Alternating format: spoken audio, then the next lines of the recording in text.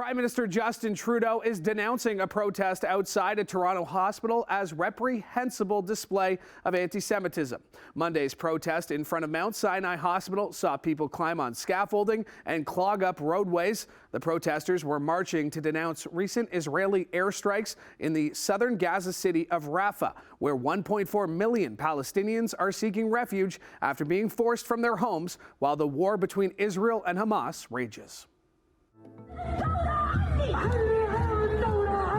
Protesters climbing scaffolding outside of Toronto's Mount Sinai Hospital.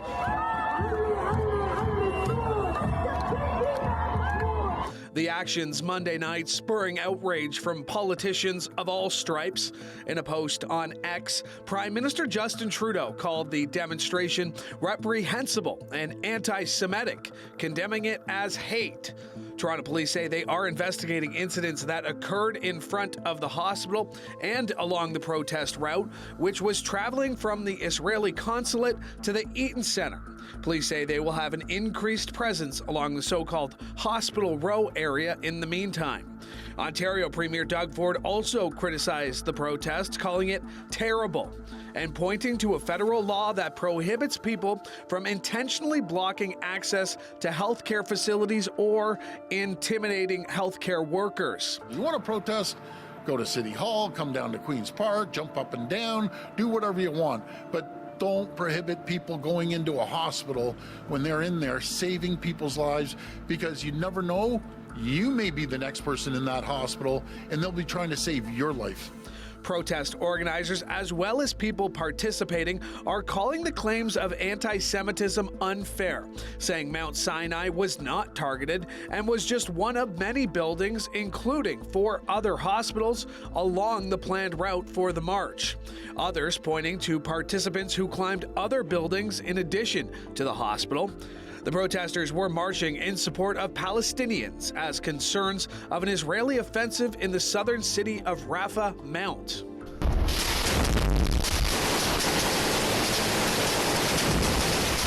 There is already a large population cornered in that small area.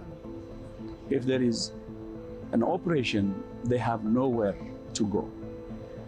And the outcome, I think, is clear. It will be a serious disaster.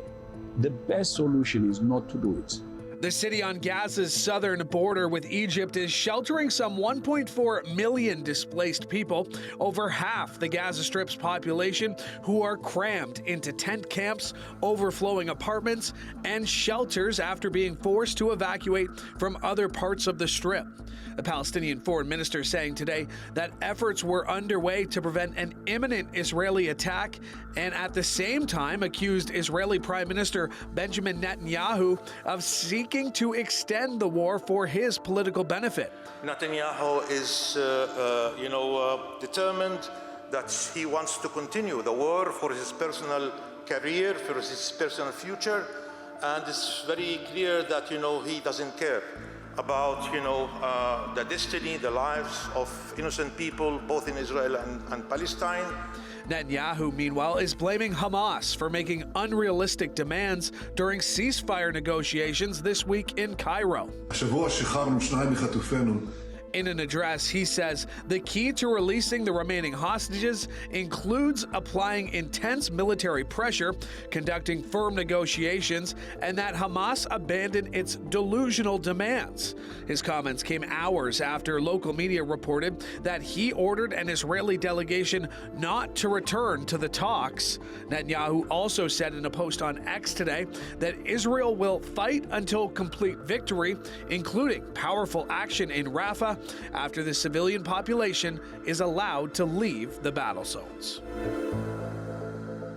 For more on the situation in Gaza, we're joined by Michael Lynk, law professor at the University of Western. Michael, you served as United Nations Special Rapporteur on the situation of human rights in the occupied Palestinian territories for 6 years. What do you make of what's happening in Gaza?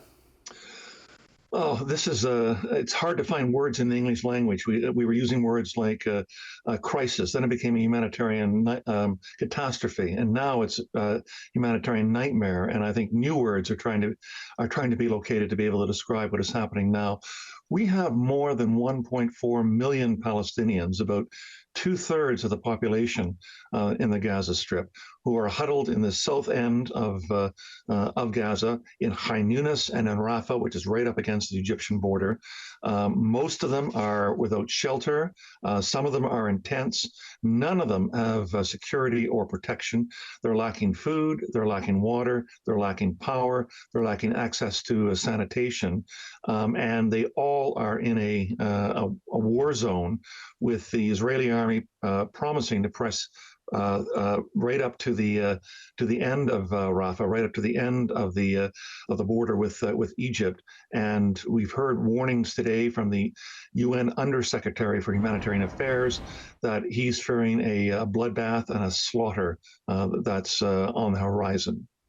As you said, it's believed that Israel will start an offensive in Rafah any day now. What is it about this potential attack that's changing public opinion on their war efforts? Well, I think public opinion probably has been hardening for some time with respect to their skepticism and then their criticism of what Israel is doing in its conduct of its military operations in Gaza. We are now at around 28,500 Palestinians who've been killed in the last 4 months. There's probably 5,000 to 7,000 more Palestinians who are dead and buried in the rubble of buildings, and their bodies have yet to be excavated.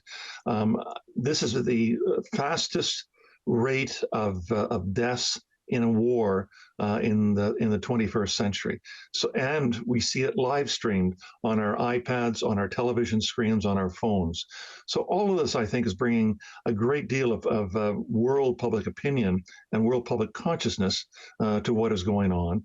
And we've had the ruling almost 3 weeks ago from the International Court of Justice saying that Israel's military operations may plausibly amount to genocide. That puts Israel in the same category as Serbia or as Myanmar with respect to how it treats civilians. Then I think we're all rightly horrified, and we think the worst is yet to come with respect to this planned offensive. Then I think we have a great deal to worry about. So in your professional opinion, has Israel broken any international laws or committed any war crimes in their response to Hamas? I'd have to say yes. I mean, they've used starvation. Starvation against a civilian population in a conflict zone is clearly a war crime. The way in which they've sort of equally punished all Palestinians living in Gaza, collective punishment, amounts to a war crime.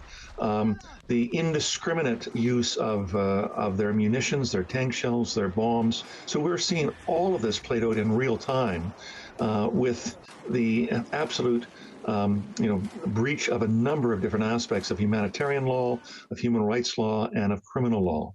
Thank you so much for speaking with us tonight on Trending Now, Michael. Thank you very much for having me. It's a great pleasure.